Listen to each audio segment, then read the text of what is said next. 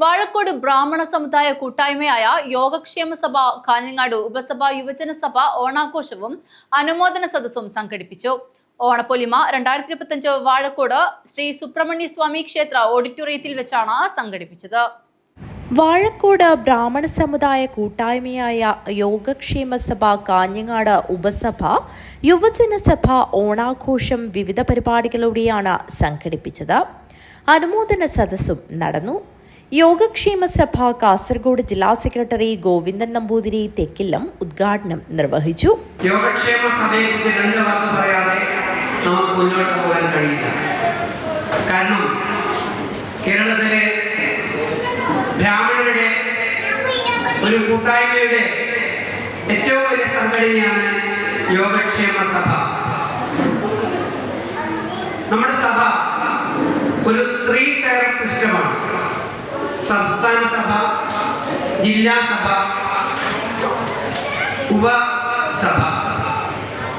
അതിൻ്റെ ഭാഗങ്ങളായി വനിതാ വിഭാഗങ്ങളും യുവജന വിഭാഗങ്ങളും ഉണ്ട്.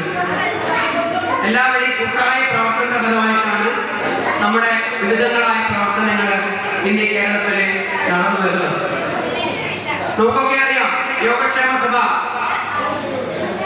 പണ്ടത്തെ കാലത്ത് നിന്ന് വളരെയധികം മാറ്റം സംഭവിച്ചിരിക്കുന്നു. കാരണം നമ്മുടെ സഭാംഗങ്ങൾക്ക് പല രീതിയിലുള്ള സഹായ സഹകരണങ്ങളും ഇന്ന് നമ്മൾ നൽകി വരുന്നുണ്ട്. ഏറ്റവും പ്രധാനപ്പെട്ടത് ഒരു സോഷ്യൽ കമ്മിറ്റ്മെന്റ് കൂടിയുള്ള ഒരു സംഘടനയാണ് യോഗക്ഷേമ സഭ. കാഞ്ഞങ്ങാട് ഉപസഭാ പ്രസിഡന്റ് ഗോവിന്ദൻ മാസ്റ്റർ മാങ്കുളം അധ്യക്ഷത വഹിച്ചു.